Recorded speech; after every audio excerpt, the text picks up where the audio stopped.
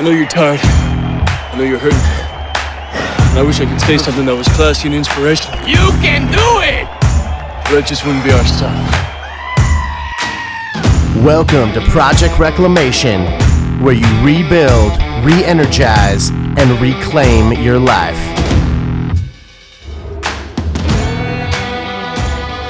So, Steve.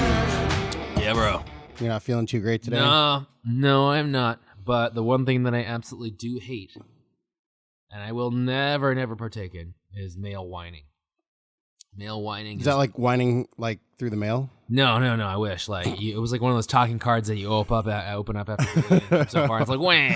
Wah. No, I think being in healthcare, amazingly enough, you see people come into the hospital for all sorts of reasons. But one of the things that I absolutely hate is someone that comes into the hospital for the bullshittiest of all bullshittiest reasons. And not only that, they whine up a storm about it. There's a guy who had a nosebleed, and he was probably in his 50s or late 40s or early 50s. And then he tried to bypass the whole line. He was like this old white guy. Oh, it's so not going to do anything for me. It's so not going to do anything for me. My nose is bleeding. And I was like, just put some pressure and lean forward. I can't do it. I can't put my pressure on it and lean forward. I can't do it. I was like, just try it. Nosebleeds are like lowest on our scale of like things unless you, I don't know, got hit in the face with a baseball bat and you're on blood thinners or something like that. Yeah. And that's why your nose is bleeding. But he basically whined himself and he's like, ah! And he would come up to the desk multiple times, bleeding all over the place. Look at this! Look at my nose is bleeding. When no one takes care of me. If I ever saw that dude again on the street, I would just laugh at him. Like, I remembered him so much because he made such a big fucking deal about his nosebleed. And honestly, I just can't stand male whining people. And also men are sick, though, too. It's just like, oh, dude, you're a man. Because aren't men generally bigger pussies than we'd like to think we are? Yeah, so it's like, just change the narrative then. If you can't, how do you change the narrative? Stop fucking whining, Yeah, for sure. I mean, that's just me. I mean, of course, if you go for real surgery, it's like, yeah, cool. Fucking shit, yeah, go for real. I mean, dude, whine all you want, but part of me is also like, it's just like the boy who cried wolf, though, too. It's like, if you whine so much, then when actually you do have to get some like crazy major, intervention. Yeah. That's just fucking shit. There he goes. He's whining so much, I don't know what to do. So does it not bother you when women whine, or do they just not whine very much? I don't know. I guess it would bother me too. It bothers me when they whine as well because I think I use the reverse of it. I'm like, you should be tougher. Why are you whining so much? You should be tougher. You give birth. A baby's supposed to come out of there. Why are you whining so much? Oh, man. I think I'm just not afraid. I'm just not a fan of whining, but I don't know. I've probably done a bunch of it on this podcast. I'm sure episodes 1 through 10 are all wee. I think it's a lot of whining from all three of us. I know. The world's not working for us. Wee. When dude, I remember when I had that crazy nosebleed. Oh yeah. Stephen Chang had to make a house call. I wasn't whining though. I was just like, I had never had a nosebleed that didn't stop. Yeah. That one was insane. Yeah. I don't know how it gets like that. I don't know either. And it's like, it's never happened before that. And it's not like, I'll get a little bit of a nosebleed and it's never been a problem. That one time, man, it was like a gusher. all fucking day. Gusher. Yeah, dude. I thought I was going to die. What's so stupid is that we have these little like tongs or little like, like kind of alligator kind of clips. Basically. Oh, you have like special ones? Yeah. Because I remember you made me one out of like 2 tongue depressors and some tape. No, but that's like every single time they always go, where are those alligator clip tongue, whatever things that like the ones that you don't hand make, the ones that are just already made. Yeah. There's not enough pressure on them. Like, you don't remember the one I put it on you. The one you put on was perfect. It turned like the tip of your nose is purple. You know what I mean? It didn't matter as long as it stopped bleeding, dude. Yeah, and dude, like that's how it always is. Like, I always just go with that. It was like a total Ron Swanson kind of move. I was like, yeah, I've seen this done all the times. I'm a woodworker. I know. Just work with some wood. I would not do any of that. But no, I put it on and how long did it take? 20, 30 minutes and then you were done? I mean, it stopped as soon as you put it on and then I left it on for a couple hours. Yeah. Let's see, you got to do it. Just because I didn't want to. Yeah, don't mess with the clock. Nope. So you're in the ED, dude. All these people are waiting. Yeah. What's the one or like the few things that someone needs to have to get like rushed to the front of the line, short of like they're like code blue? No, it's just like anytime someone complains about chest pain, that'll automatically bump you up. Okay. But then also, guess what? If you complain about chest pain, you're 20 years old or 200 years old. You're getting a full on workup. Like, don't complain like you need to go Don't use that to get to the front of the line. Yeah, and then all of a sudden... And then get mad if you're there for 5 hours. Yeah, I would say if you're there for 8 hours, dude, as we wait back on your serial troponins or like just lab values to come back, and you're like, why am I here so long? Well, you wanted to be here. Yeah. And guess what? Like, if you that really is the boy that cried wolf there. Yeah, but if you say that you're there for chest pain because of indigestion or something like that, you know what I mean? Yeah, well, then that's something different, I guess, but... that's it. Shortness of breath, obviously. If you're feeling like, oh, I'm an asthmatic and I can't, then I'm like, cool. Welcome to my world. We're gonna be seeing a lot of each other over the next 6 to 8 hours. So cool, hang tight. Really, just for asthma? Well, I mean, if it's just like that one's easy. Well, yeah, you think, but no, I'm talking about if they're like really, really short of breath. Like, they're gonna be staying overnight. They're gonna be hanging out with you because it's uncontrolled at that point. Yeah. And no, I that happened to me when I was a kid. Sure. But I don't remember it. Sure. I've never gone to the emergency room for that. I've gone to urgent care. Yeah, when I didn't have an inhaler. And they just hook you up to the nebulizer for 15 minutes, and then you feel fucking great. Yeah, dude. Trust me, emergency room is not your primary care doctor. It is urgent care is for that. But people don't know urgent care, and I'm like, you got to do more promo. They should really. I mean, here's the hard part. The hard part is that I was also from the TV world too. Guess what? TV shows called urgent care or primary physician's office don't sell. Right? No, like emergency, like ER, starring George Clooney. You could have just as attractive male doctors, male nurses, female doctors, female nurses at any one of those facilities, but just the bite-in isn't too big. You know what I mean? No. Just like... No, it's all ER, and they don't know what even calls it the ER. It's always the emergency department. Yeah. It's kind of funny. Just like, I don't know, back in the day. That show just fucked everything up. Yeah, but I'm just saying, it totally did kind of mess up everything on some level, because people were like, oh, I remembered we were checking a bunch of people, and then I was like, why are you here? Well, I'm just dropping off my mom because... Well, she's having a lot of chest pain, but I think I might need to get checked out too. And I'm like, well, why do you need to get checked out? Oh, well, I think I have a little cough coming on. And I'm like, go spend your time and also your, I don't know. I mean, it's a $50 copay at the least. Yeah. It's a $200 copay at the most average, and it could be $1,000 if you're a traveler. You know what I mean? Dude, what do you want to do here? It's like, go buy some NyQuil and just go fucking hang out in our waiting room until your mom, your parent, or your other family member, whoever is there at the emergency room, is done, The only time to go to the ER is if it's a weekend or a night and urgent cares aren't open. Yeah. And you're not going to make it till the urgent care opens. I don't mind seeing abdominal pains. A lot of, if it's... Well, if you're worried it could be something bad, then go to the ED. If it's Tuesday, if it's fucking Friday or Saturday. Let's see, Saturday's perfect. And then you have your appointment on Monday, but obviously you're just throwing up and puking and diarrheaing yourself out. I don't mind seeing you, dude. That's fine. I actually there's a little scale. It's a tiered scale about when my Grinch heart will warm up, and it's okay, what day is it? Okay, and then what time is it? Okay. Yeah, no, I'll totally care. I totally care now. But it's you have to buy me, you have to sell me here a little bit, man. That's it. Sometimes, not gonna lie to you. Actually, you know what the funniest part is? This is how I know you're grizzled. This is how I know you, yourself, Timothy Frickett, are grizzled.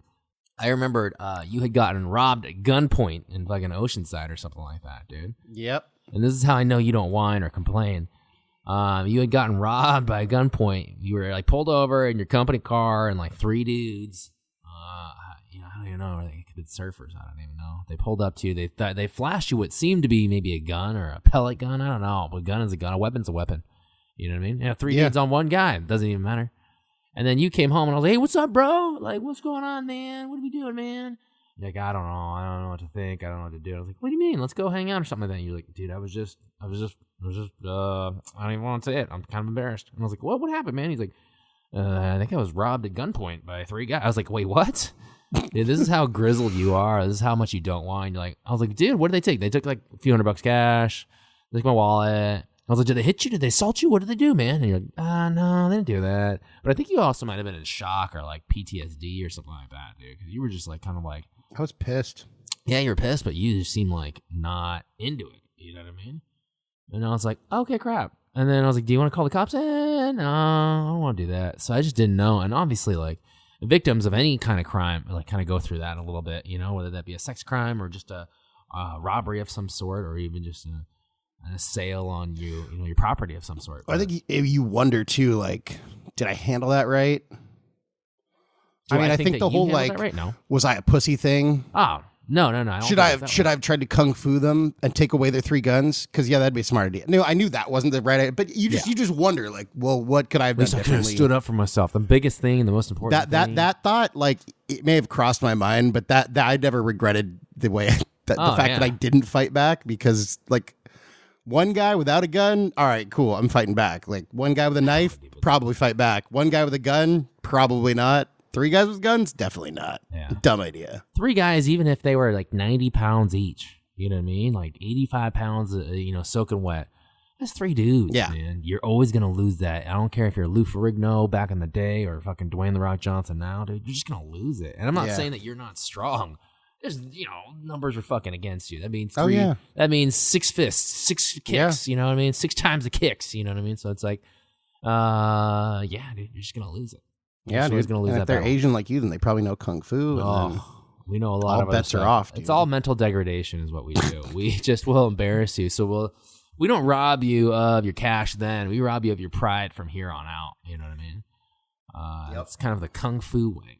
The kung fu way, bro. It's good to be back on the this way of podcast. the sword. The way of the sword. It's good to be back on this podcast. I'm not going to lie to you guys. I am not feeling so hot, but at the same time. What you gonna do, man? You gotta keep on keeping on, man. Steve's a little crushed, under the weather, shall we say, both physically and emotionally. Emotionally, I don't. You know what? When it rains, it pours, right? And that is probably an old Chinese term. I don't know. It's raining cats and dogs. That's probably definitely an old Chinese term. What do you do with those cats and dogs, Steve? I don't know. We obviously. I know you're gonna want me to say. I'm not gonna say it because in case there are people that enjoy a nice, delicious dog. Or a nice, delicious cat on a rainy day. I don't want to ruin your flow, but honestly, I am. You know what? What is it? 3-4 months ago, I was so excited about the inception of the Alliance of American Football. I was really, really stoked about it. And recently, as of 2 days ago, they had closed up shop. AAF suspended because of financial obligations. Now, there are a few things that I could go into as to why it failed or, why it kind of fell short. I didn't think it failed. I mean, they honestly did a good job of putting on a product within a short amount of time and kind of putting it out there for entertainment value purposes to challenge, not just challenge, but to kind of like work its way into American culture. That's really, really hard to do now. I think you only have like really solid like 8 American companies and they own everything. So for you to like kind of do your own thing, like that's really, really cool to me. But I will tell you that there is a secret lesson in all of this, in which I'm learning is be careful who you trust with the things that are most important to you. Apparently, they had reached out or had taken some financial backing from Tom Dundon, who is the Carolina Hurricanes. It's a hockey team. He's the Carolina Hurricanes owner. And with that, he received the controlling interest, 51% of the company. Oh, this I did not realize. Yeah. And then afterwards, whether or not it had a financial plan or not, he said he reportedly invested $250 million, but then he said he lost a supposed $70 million. But I was like, $70 million you lost, and I mean, you're gonna take a hit on new businesses all throughout. I don't think everything's gonna be like a one-time big to-do, right off the bat, first hit, right out of the park home run. No, dude, look at Amazon. Lost money for the first, I don't even know how many years they were in existence. I don't know, to be real. I don't know either, but I know that they took a financial loss. Yeah. And by I mean I heard that somewhere. Sure. So I mean, that's must be true, right? So it must be true. I think I heard it on Reddit or something like that. No, but he lost 1/3 of his kind of initial buy-in, or a little bit more than 1/4? I don't know. Initial buy-in, but 70 out of 250. Yeah, but it's just like I thought it was gonna go somewhere, to be real with you. And bar none, it was probably the most entertainment value that I've ever received from however much I paid for it. I wholeheartedly agree.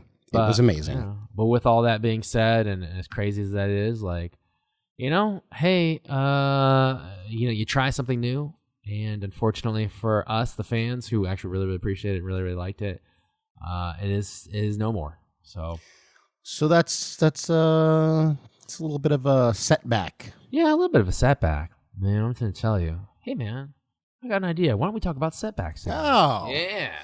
It's like I think JB and I talked about dealing with loss or trauma a few weeks ago. So this is kind of like not the same as that. It's different. We're just talking about setbacks here. What I want to talk about today, actually, is just falling short, man.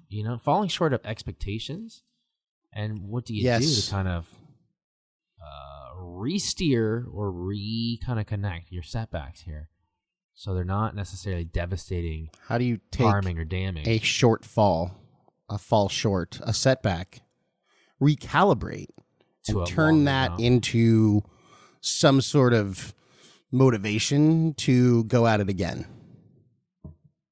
That's huge. That's a huge topic because I got to be honest with you, getting back to the principles of what this podcast has always been about, it's about finding and being your best self. Yes. And also rebuilding and retooling yourself to always kind of not stay current or stay with it. You are who you are, but it's also just like I said, finding your best self in the perils of everyday living. You know what I mean? And so this could be a huge. Thank you, AAF, for giving us this platform to kind of bounce off on. Yes. Thank you for your service. Thank you for thank you for 2 months of play. You know, the thing that really gets me is that, man, they were so close to finishing off the season. They were 2 weeks away. I know. We were going up against the number one team. And we had such big plans for the last game. Oh, dude. And were then gonna for that last tailgate game, we were and- going to tailgate. We were going to we were going to barbecue. There was a barbecue grill at Costco. I mean, man, I got to be honest with you. I got to be real with you. I don't want to just go tailgate anyways. It would have been a party of all parties for us too. And we'd have bought a football, and we had captain's hats now. I mean, we were looking real legit. And do I think that it's going to come back? I want it to. I really, really do hope it will.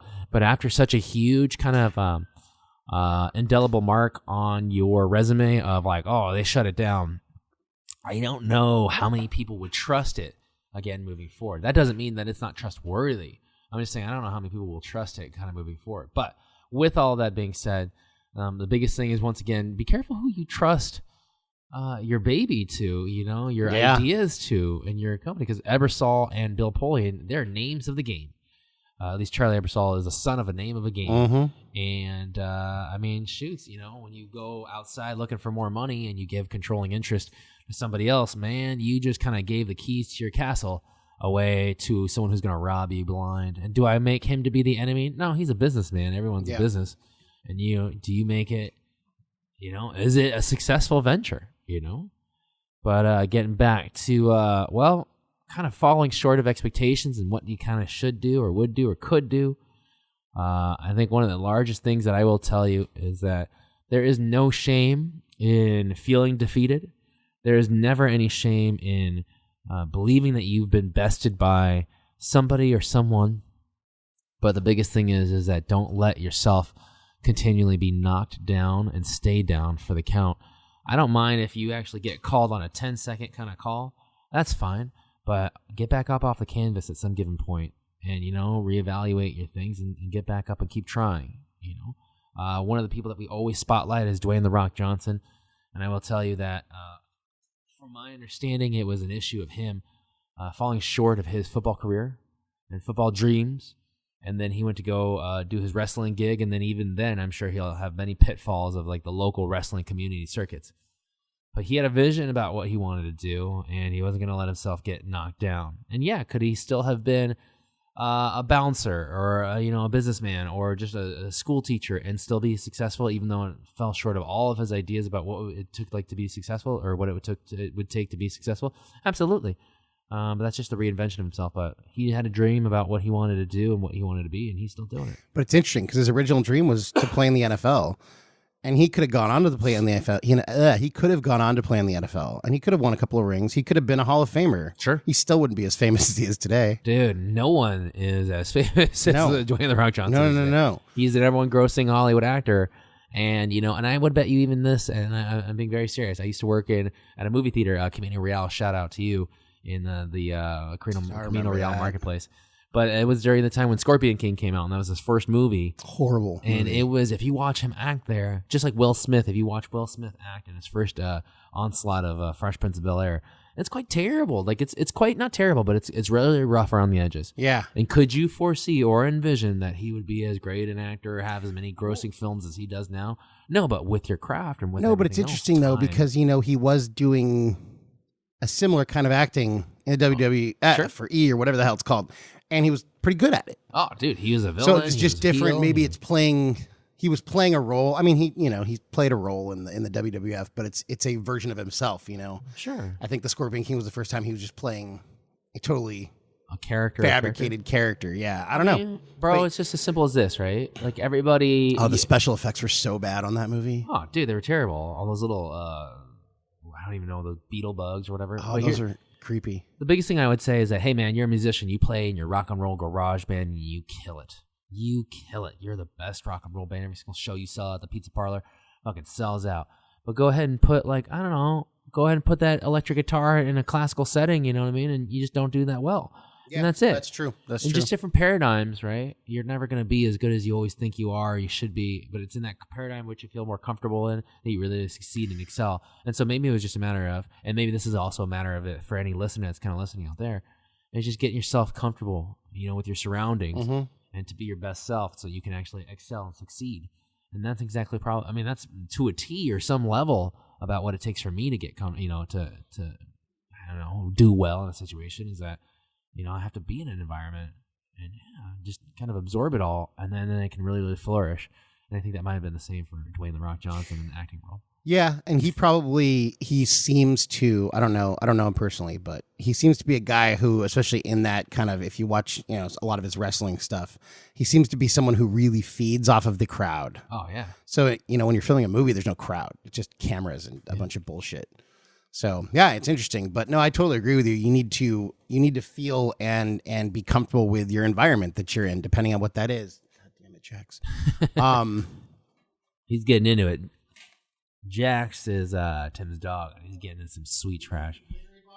One of the big things, though, too, I will say, is that, and you do this a lot, man. You do have to do a lot of cold calls, I would assume. A lot of cold selling, right? Yeah. You walk into a situation where you've only met somebody, and maybe this might be for our listeners, too, where you've met someone literally on email or something like that. You only know them by their signature line on their email. Dear so-and-so, dear Jim Smith, dear John Doe. And that's what you work with. But then when you go in that environment and you're like, oh, crap, I've never been to this hospital before. I've never been in this place before. And you have to sell a product or give to a product. That's like crazy. I don't know how you do it. But also, I'm not here necessarily to, I don't know, learn that kind of trade from you. What I am here to say is that how do you get over that? Or how do you make yourself comfortable just like that? Or how do you kind of switch gears? Because that's a skill in you have to have fun with it, I think. Or you have to make it work for you. I feel like you have to adapt. Sure. Like if you, and I think even people in sales and similar kind of fields, you have to get used to rejection for sure. And if you don't like rejection, you better get used to it real fast. Otherwise you're not going to succeed. Yeah. But I mean, I could ask you the same question, when somebody comes in with, blood fucking spurting from an artery that they opened up in some sort of a traumatic accident. Like how the hell do you deal with that? I mean, how do you not just freeze? To be real with you, I think one of the things is that I've been working at my place for such a long time that I know where everything is, right? Yeah. All the people that I train, I make sure that they know where stuff is because, like, great, if a situation does occur where someone comes in, blood spurting everywhere. I mean, I don't want you to think about, oh, where's the gauze? Where's the cleaning? Where's the fucking towels? I don't want you to worry about that stuff. I train the people that I work with for that. What I want you to worry about is just go back to the basics of what all the stuff that you've ever known. Like, do your basic stuff. Like, cover the hole, cover gaps. You know what I mean? Make sure you can stop bleeding. Yeah, try to get it up. I guess where I was going with that though is like when you first started, when you were like brand new, when you had those situations. Like, did it freak you out? I don't think it freaked me out more than it made me excited. But I will tell you that I think I had to get to a stage like that where it was small stuff. And you saw someone's like, skin just not being so good, and you got to like stuff where it was like stomach curdling a little bit, and then you kind of built up a stomach for it. So it's probably the same thing with you, I would assume, is that you just did smaller sales or something like that, or you did like simpler calls, and then you kind of built it up. I just got used to it, man. Yeah, you just kind of get used to it. I mean, when I first started sales, I just got used to it. I read this book called Getting to Yes, where they talk about your yes to no's ratios, and I've mentioned this before, but it kind of like had me flip my thinking.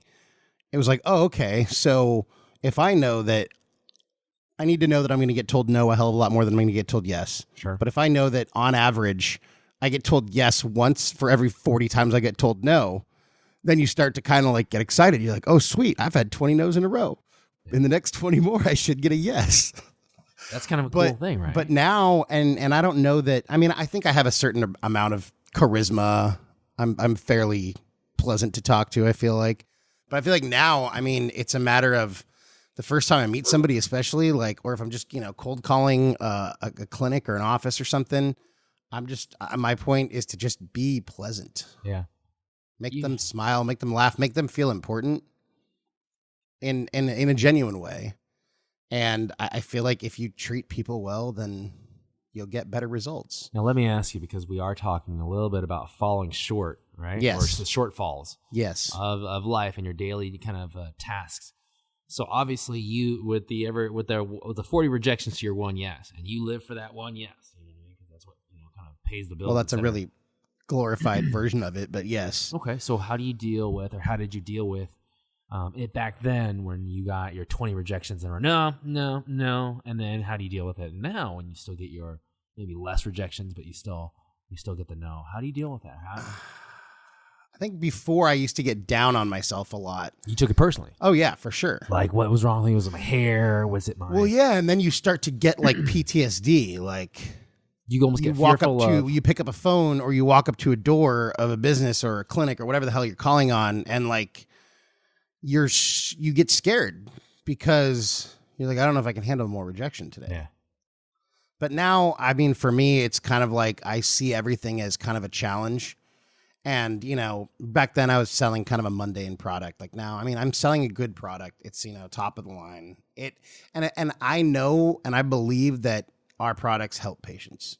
So knowing that, I can walk in and it's just kind of like a challenge. I mean, the job that I have now is more the sales. Actually, this is kind of most sales. It's just getting the right person to actually meet with you is a lot tougher than actually closing a deal. Sure. Yeah. But that's, I think, with most things in life is like getting the right person, getting the right piece to fit in that puzzle scheme. That's always going to be the challenge. I will tell you that it sounds as though you have learned a little bit of resiliency, but also what I take away from what you just said is that at your core belief is the fact that you really, really do believe that your product is helping people. And that kind of gives you the base to move forward, and also believe in what you're doing here and believe in what you're selling. So like when you go out there and you get rejected, you're like, well, I don't take it personally anymore. That's my understanding of what you're saying. Yeah. But what I also do think is that I'm taking it in a hardship way because the opportunity to help out more people is not being served. And I could have done that for these individuals or other individuals today and from every day on out for this company if they would have just purchased this product or used this product. And so I think that's kind of interesting, man. I got to be honest with you. It's huge. Well, I think to kind of piggyback off of that, I think I showed my team. We had like a team meeting, sure, and I showed them this video, and it was an interview with Steve Jobs. I think I may have talked about this before, but it was an interview with Steve Jobs where he's talking about having passion for what you do. And I mean, whatever you think of Steve Jobs, all that aside, it's not about Steve Jobs. But my point was, you have to have passion what you do. And then one of my employees kind of called me out. He's like, well, I know it's like great to say that like if you do what you love, then you never work a day in your life. He's like, but that's kind of bullshit. I'm like, I agree with you. Right. And I'm not saying that like schlepping biologic, skin grafts is like the passion of my life, but I can find passion in that work. And that's, I think, what's important. No matter what your job is, it may not be your end goal in life to have that job, but there's got to be something in your job that you can be passionate about, or whatever you're doing. True that. Your job, your life, because I think that, if you could find the ultimate passion to do as a job, that's great. When I see or hear you say that, one of the biggest takeaways I really, really kind of feel from it is that, falling short of expectations, I think it's going to be a natural part about going after anything or doing anything is that maybe it won't live up to the expectations in which you've given it, right? Or you've already pre-assigned it. If I do this, then man, it's going to be on easy street from here on out. Well, all of a sudden you may not be on easy street after you have it, but it's finding out the initial purpose of why you want to do it, right? What is your why? And I think that was even like a fleet posting on Instagram. It's like, remember your why. Like, why are you doing this? And if you do have that passion for it, like, oh, well, I'm doing this because I'm a salesperson or I'm giving a product to a company that has the opportunity to help people out, and you're kind of the bridge here. I think that's a huge why. And even if you fall short on your, like, you go out for an acting gig and they say, no, you're not tall enough, what was the why? Well, I do believe I have a talent, is second to none, and I can portray myself in X, Y, and Z lights, and I just don't want to kind of give up on that. And don't give up on it. Yeah. It's huge. I think another thing too is I think embracing and enjoying the journey. Like, yeah, my ultimate, every time I make a sales call or, we try to close a deal or we're negotiating something, we're trying to get the deal. I think in my younger days, I was just trying to get to the yes or the no. Now, like, I kind of see the challenge and I kind of adapt. And, I feel like no matter what you're doing, if you're auditioning for an acting gig or you're trying to treat a patient, or you're trying to sell someone something, ultimately, I think the best thing that you can do, and this kind of makes it more interesting because it kind of takes everything and twists it a little bit, is find out, if someone comes in, you want to know what their goals are. You need to know what their needs are. Otherwise, it's kind of hard. I mean, unless they're like, you can see that their leg is snapped in half or something. Sure. But, if it's chest pains, like, and you have to ask them a lot of questions if they're awake. Does it hurt here? Does it hurt here? That kind of shit. If I'm selling someone something, I don't want to shove some product down someone's throat. I want to find out what their needs are and how I can maybe fill a need for them. And I think, if you're auditioning for a role, it would certainly behoove you to figure out exactly what they're looking for and try to adapt and tailor your process and the product that you're going to offer them to that role. For sure. But I think enjoying the journey because you're going to spend a lot of time on that journey, whether the journey is one sales call or, whatever, climbing the ladder in your career, or just, whatever something that has nothing to do with work. Yeah.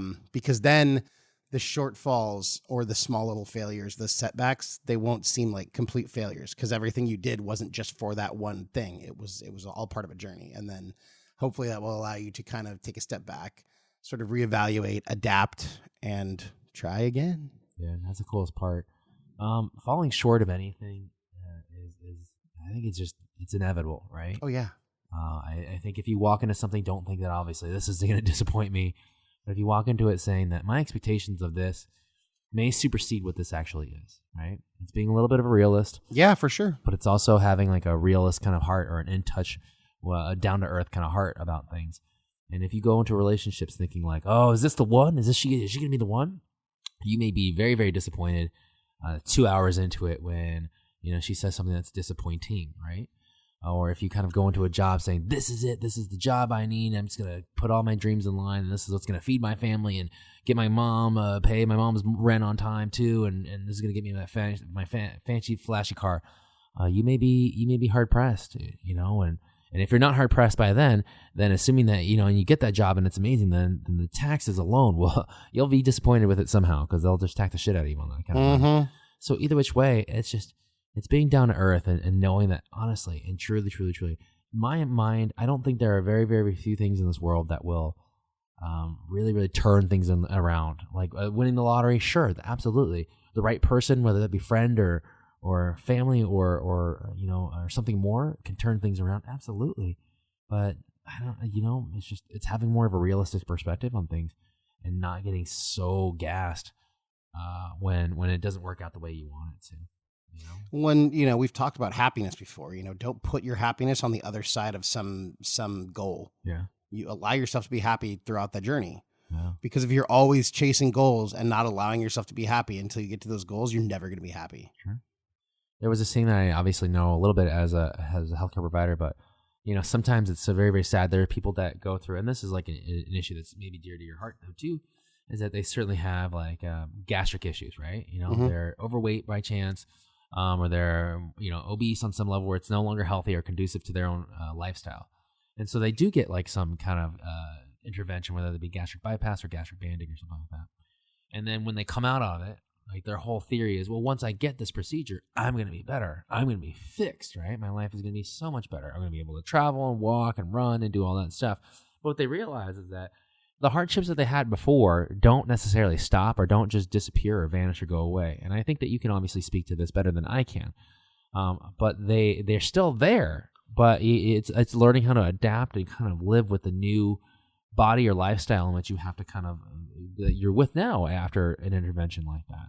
Yeah. And so just because something new happens, there's no one magic bullet, unfortunately. No, and you're going to uncover new problems. Oh, And you're going to realize that, you maybe, if you were some way for so long, you adapted to that way.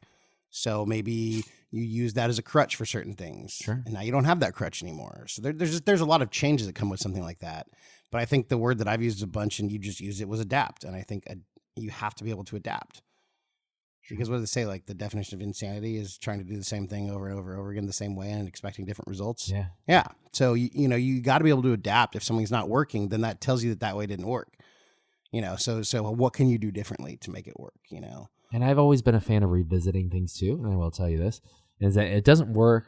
Whatever you're doing, you're like, I'm putting A to B and I'm trying to get C, but it's not working. I'm getting E and F right now. I'm saying, well, that's for right now. You know what I mean? Like try different interventions to get your A to B so that you can get C right now. But don't be afraid on like revisiting how your old methods work, because I really think that you can build off of a good kind of base like that, and you can kind of go, well, you know what? When I was looking at A originally, if I just kind of go A lowercase, 1, now all of a sudden I have a different plan and a different path, and then all of a sudden the outcome is very, very different. Or like one punctuation mark changed in a sentence can change the complete meaning of that sentence. Or does it? Maybe. Tim? I don't know. Steven? No. Semicolon? Or does it? Tim. No, you're right. Those are just intonations and reflections. But the pauses are supposed to annotate like, commas or like breaks and stuff. I know there's examples of where a comma or something would change. The Simpsons have a great example. I don't have any examples off the top of my head, but I'm a lawyer. I'm a lawyer. It was like, well, there's a Simpsons example that was like, killer. I'm your doctor. I'm a doctor that's more of an intonation reflection. But it was just like, what's his name? In Arrested Development, he's like, we're having a fire sale. Like, we're having a fire. Oh my God, we're having a fire. That's funny. Sale. Back to expectations too. I think that's something that we've probably all heard a million times is under promise and over deliver. But I don't think we ever used that with ourselves. No. And I think we probably should. We over promise and under deliver all the time. We allow ourselves to just give ourselves by 25, excuses. I'm going to be a trillionaire. Yeah. So I think maybe try managing your expectations of yourself and try and under promise to yourself and then over deliver to what you're trying to do. And I think it might be magical. I don't know. God. We don't have all the answers, but we're going to keep talking. We don't have all the answers, but we can certainly talk. And honestly, maybe these are things that like other people have that are listening to this podcast have thought about or have kind of like has crossed their mind. Like, why am I not killing the game? Why am I not, doing X, Y, and Z? Or why did this fall short of my expectations? Or I was certain that if I did this was going to change my life. Yeah. This was going to make everything better. All the pain go away. Hey man, that pain is there or that hardship is there for a purpose. It's up to you whether or not you want to be honest with yourself about that purpose or whether or not you're going to just kind of keep on masking and say, well, the next biggest thing, that's what's going to make it so different and that's what's going to change my life and change everything else. I mean, I think we're all old enough to know that there are no magic bullets and there's not one thing that's going to, fix everything. Yeah, well, I mean, you're talking about, revisiting and not throwing away the playbook. I mean, look at football. You have a football game. If you lose, you don't throw away the playbook and come up with all new plays. You watch the film and you just make little tweaks to the same playbook that you've been using and figure out a way to make those plays work better. So I think that kind of speaks to that point. I got to go get my plug.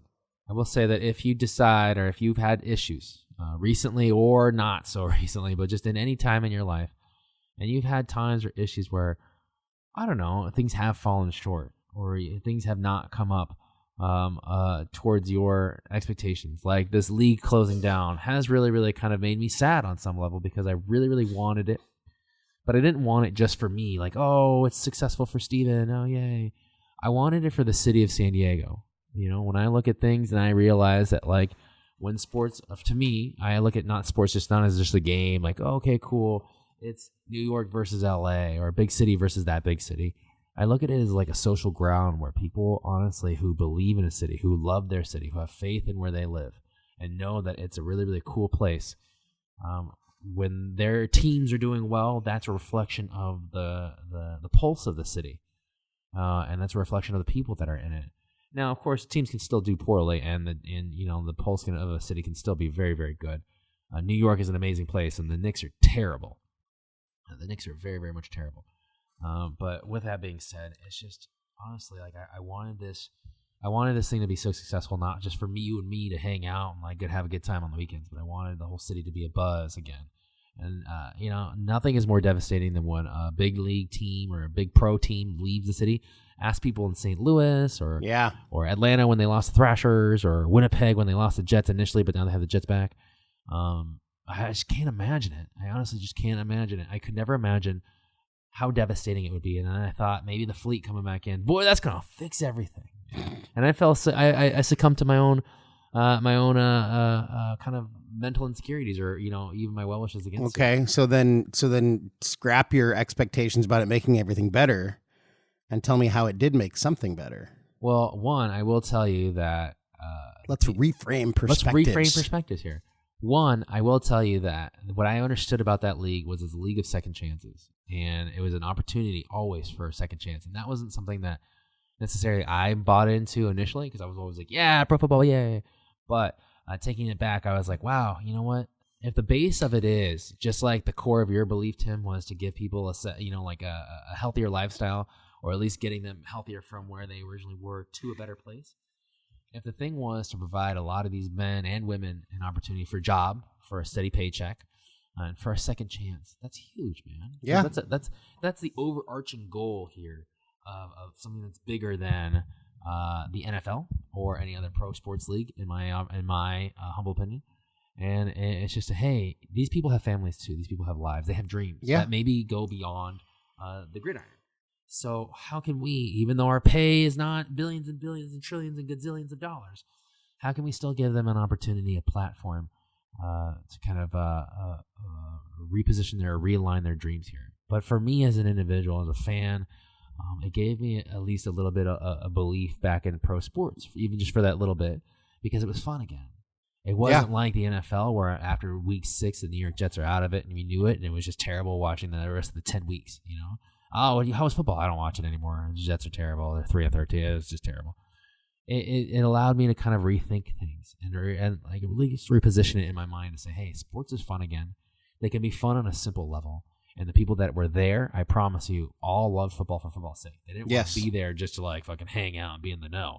No, that was the best part about it. It was a simpler version of football in the best way possible. Like it was about the game. Yeah. I mean, it reignited my love for football. I know that much, and I think it was cool to see that there was a little taste of some civic pride that I haven't seen in the city for a while. So I like that. Dude, I just hope that we can get something else soon, whatever it may be. Yeah, for a little more of that. Can I just say, like, I wish this on nobody else that ever listens to this podcast. If you have a pro sports team in your hometown and they leave, it's terrible.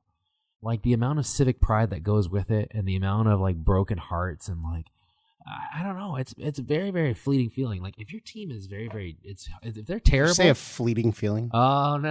Yeah. Oh no! I didn't even think about that.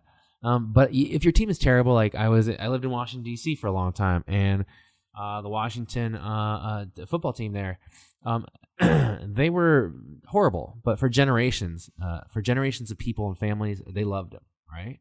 And so even people as far as Maryland and North Carolina, as far as them, they love that team, and so it's really kind of difficult. But at least they're still there, and they're still fighting, and they still represent a big group of people. Yeah. But when you kind of like when you're part of it, and they go, I don't know, it sucks, man. It is terrible. Yeah. But realigning it, though, I will tell you that much, and let's reframe it. The people that wanted to stay in San Diego, the people that love San Diego, the people that love the hometown in which they still kind of work in it, that's pretty cool, though, too, man. Like the people that want to be here are here. Yeah, for sure. And so you can't always kind of count the things that you don't have, and all the chickens that haven't hatched. Sometimes you got to take care of the ones that you have. Very true. And you kind of got to take care of that portion of it first. And then once you do that and you learn happiness with whatever simple means, quote unquote, simple means you have, I'm sure that you can appreciate it when it does become successful, and when it does take off, and when it is successful. Are you going all Wizard of Oz on me here? No. I just, I've had a lot of time to think about the things, and obviously, like, falling short of expectations. You had it all along. Maybe you had it all along. Falling short of expectations will never be easy for anyone, because I do think that there is inherently some feeling of failure. Like, it's all done. It's all over. I didn't do well. I didn't succeed. It's terrible. It fell apart. But, sometimes, like you said, sometimes you just you overestimate? Sometimes we overpromise and underdeliver when we should be doing the opposite. Yeah, so basically, like, you overpromise to yourself, man, once we do this, change everything. I'm going to be because I have this iPod now, I want to work out better. No. Yeah. You may have not worked out in a great sense before, but that's just how it is, though, too. Yeah. Managing expectations and just, I think, expecting setbacks. It's just part of it. I mean, what do they say? Like was it Gladwell, the 10,000 hours thing? Gladwell, yeah. Yeah, he'd studied a lot of masters or experts in their fields, and that could be, being a master violinist or I don't know. I don't even know. Or There's a bunch of different, exactly, black belt in jujitsu or whatever it may be, or claymaker, or an expert nurse, whatever. He came up with that you have to log at least 10,000 hours to become an expert in something. Yeah. So you think about how many times that violinist, fucked up on the violin, or how many times the claymaker fucked up a pot, or how many times, Michael Jordan missed a game-winning shot, or how many times these people failed or had setbacks in their 10,000 hours of working towards mastery. You got to think about it in that respect. Like, nobody picks up a basketball and is Michael Jordan. Tiger Woods didn't just pick up a golf club and become Tiger Woods and then sleep with a bunch of horrible people. Anyways, you got to work for it. And in that work is going to come some setbacks, But also in that work, though, and if you took everything from that Michael Jordan poster, which we talked about, like, I think week 16. Oh, yeah, we've talked about that a bunch of times. No, but it's just like you learn resilience, right? Exactly. You learn resilience, and you learn that, hey, when, and I think even Kobe Bryant, I hate to use all these basketball or professional sports people, but that's what I know. Yeah, that's what you know. Kobe Bryant even said something like, hey, it's in these hard times that you really, really learn the value of when you do win a championship, or when things actually do come together. One, it's bigger and better than you ever could have thought that it would, you had dreamed of or imagined it to be. And also you appreciate the hell out of it, because it is, what it's like to struggle, and what it's like to go through all those hardships. And you're like, okay, cool. I'm going to appreciate and enjoy this as much as I can, because it may not come back again for a long, long time. And so how do you deal with setbacks? Hey, just know that the road is treacherous. Any road that you go down, whether you think it's the easy shortcut hack way, or whether you think it's the most, you're going to climb Everest with one pair, with some Chuck Taylors, it's going to be treacherous. I could do that. Well, I know you could. I mean, you stood up to three Oceanside Riders. I didn't stand up to shit, dude. You thought you stayed put like a solid oak. I threw them some cash, let them have my phone, and I ran away. That's the thing that you should have done. I think anybody, even Dwayne The Rock Johnson would have done that same damn thing.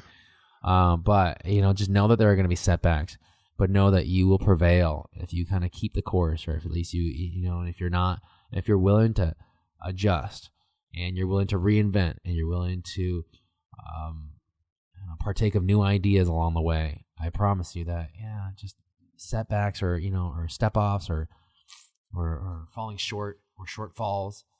They're just, they're eventual springs, or like launch pads to greater successes. Well, yeah, and if you're trying to do something new, or that you haven't done before, or you're trying to do something better, every little shortfall, setback is one way that you need to not do it that way. Yeah. So you got to learn from your mistakes. Dude. We got to adapt and pick something that you're passionate about to strive for. Or if it's something like your job we're talking about, then find something about it that you're passionate about. And that'll definitely, I think, carry you through at least a little bit more. But then you just got to have drive. If you want something, you got to actually want it. And you have to want it more than you just want to think you want it. True. I mean, one of my favorite, we talked about The Rock earlier, one of my favorite Rock quotes is, he was talking about, I think it's right after he got cut from whatever CFL team he was on. And he said, I was standing at the bus stop or something. And he's like, I knew two things. I have $7 in my pocket, and someday I won't. Where I was standing there with $7 in my pocket. I knew two things. I'm broke as hell, but someday I won't be. Damn. I think that's what it was. That's kind of cool. And if you don't think that you're a resilient person, and I'll end on this, if you don't think that you're a person to just fight against the odds all the time, where you like, I've been tested so much, Lord, why do you do this? Why do I have to go through another struggle? Why do I have to go through another struggle? We talk about The Rock a lot because I think that's something that we eventually not aspire. I don't want to be him. I don't want to be him, but I do want to have his level of can't put me down steadfastness to a goal or a dream. I'm envious of that because whatever diverted him, he was like, cool, okay, well, I'm just gonna have to reinvent here. I'm gonna have to try something new. And so if you're saying, hey, why do I have to go through this again? Or you know what, these guys have no idea what they're talking about. They don't know what I've been through. You're right, I don't. I'm never gonna know what anyone else has been through in their life unless you tell me or unless I can actually live it, which is gonna be, kind of impossible. I will never be able to live just a little bit. Life. But what I will tell you is that you can be a mark for somebody. And if you go through a hard time and you were able to prevail and you're able to be on the other side of that, and you were able to, and someone else goes through another hard time, a crippling hard time. Oh, I wouldn't know, God forbid, I wouldn't know what it would be like for my parents to pass away. But I will know that there are certain people in my life that I know who to talk to if that happens and how to get over this and how to work through things. And I'm not saying that your struggles are as terrible as that, but if you've lost your job, which I think both of us have in the past, or if you've come short on some money, which I definitely think that, but I think both of us are going through maybe right now. Yeah. And if someone says, well, what do I have to do? Well, I know some really, really cheap cheat meals here that are going to get you bridges for the whole week, and you can be a lightning rod, or you can be a sounding board for somebody that will in the future go through what you're going through, what you have been through. And so just always kind of frame it like that. I know I'm going through something hard right now, but I also know that I'm learning this lesson, and I want to remember these moments so that if my son or my daughter or my wife or my family member or my future friend that I haven't even met yet ever kind of goes through this, boy, they can come to me, and I'm going to come to them with an honest, clear mind saying, hey, man, it's tough. I hear you, but this is how I got through it, and this is how I dealt with that kind of shortfall, and this is what I did, and it wasn't easy, but look at me now. Yeah.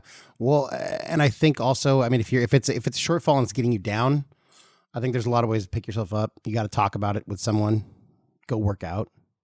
And I think trying to make it about other people.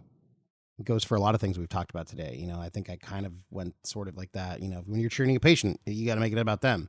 It's not about Steve. You're not like, oh, I got to save this guy so I can be the hero. No, you're like, okay, this guy's bleeding. I need to make the blood stop, Or like when I'm going to have the best results in sales if I make it about the customer instead of about myself. And I think if you're having a down day, some of the best success I've had with raising my mood has been to focus on trying to make someone else or other people happier. For sure. Make someone laugh. Go tell a joke to a homeless person. And make sure they're not a dangerous homeless person. But whatever it is, go make other people happy. Or call your grandma or call your mom. Do something to put other people first, and then you'll find more joy in that, and you'll start to get happier, and that's going to allow you to do more. Sure. And you got to just constantly adapt. Remember like halfway through this conversation, I always said, hey, one of the things that even was brought up by the San Diego Fleet during one of their posts, one of their sweet Instagram posts, was remember your why. And if anything, if you can't think of a why as to why you're struggling or why you have fallen short of all your expectations of something, remember this why and say, hey, I'm doing this or I'm going through this so that I can be a sounding board for someone in the future. And that in and of itself, I think, will get you through the hard times, and maybe that can help you reframe it. That's all I got. Well, I think that, and then to build on that, I think when it comes to, your focus, what is your focus? Because if your focus is always on the big things, it's going to be tough. You got to focus on kind of some of the smaller steps. But we've talked about this, just focus on improving yourself a little bit every day. I think that same thing works for whatever we're talking about. If you're talking about a financial situation, try to, work towards improving it a little bit every day. Because unless you have some funds that you tap into or whatever, like you're not going to fix a $20,000 shortfall, in a day, but you could start working towards fixing the problem a little bit every day and try to improve a little bit every day. And I think that's where your focus should be. Damn, man. Well, I can't tell you how much I appreciate this podcast and having a platform to kind of just talk. Yeah, man. That's all I got. All right. Well, we have no JB, so I guess I could do a hero of the day, but I don't have one. JB's my hero of the day because honestly, as a father of two, he's making it work. And he's on the road right now, and I know he wouldn't want me to say it, or maybe he's like too humble or whatnot. But I will tell you that he makes things work. He does. He followed a dream. And not only that, I think that his current life right now is better than any dream he imagined for himself. I think so too. When he was younger, quote unquote, and I don't mean that in any negative way.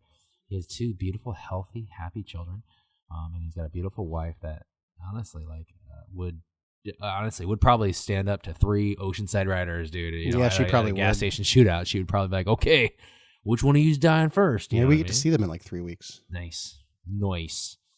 But JB, you are my hero of the day because you do a lot of unsung stuff, and any single time I need to talk to you, I call you, pick up the phone, and you answer and you respond. You got words for me, and it's just, I know you're probably got a baby in your hand or 2 babies in your hand, and you're watching to make sure JC isn't gonna fall over or something like that, and you're also keeping the house afloat. So, dude, that's a lot of tough stuff, man, and I just want to tell you I appreciate you, buddy.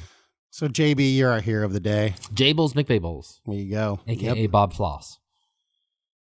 I don't get it. Oh, on Instagram, he did this cool, sweet Bob Ross kind of. Oh, was that one of his like? Dang, Flossie. Was that one of his like where he puts 2 people together things? Oh no! He was wearing like a wig. He was wearing like a curly wig. Oh, it was him. Okay, got it. I'll hilarious. have to go check that out. I have Definitely been check failing miserably at my social media. Don't worry about it, Timothy. Oh, I'm not worried about it. Not worried about it at all. So yeah, that's pretty much it. That's all I got. So whatever setbacks you may be having, you can do it. You can Take a step back. You can do it. You can do it. That isn't our theme song. You can do it. You can do it. So you can do it. It's freaking Keanu Reeves, and then it's a screaming goat. Yeah. Hey, I know you're tired. And it's Rob Schneider. You totally have Keanu's hair right now. Oh, dude, it is too much. I don't know what to do with it because I think it's too long to cut it. But we'll save that Just for a grow it different out a little bit podcast. more, and then I think you need a minimum of like 8 inches to donate it to one of those. I'm going to companies. autologously donate it to myself when I go bald in the future. You're not going to go bald. Trust me. In case I do, I want to know I got backup. You're not ever going to go bald. All right. Thank you very much, everyone, for listening. Thank y'all. Shout out to you, the fans. Thank you very much, San Diego Fleet. Although I know it didn't end the way you wanted it to, nor did it end the way I wanted it to. I will be very honest with you. I had a great time, and I will miss you guys. As did I. Steven, thank you for your service. Thanks for coming back. It's good to have you. And maybe we should tailgate just because in your front yard or your backyard during that game. Tailgate. Yeah. All right, y'all. Peace out. As JB would say, be good. Until we talk again. So what I believe you were trying to say is thank you.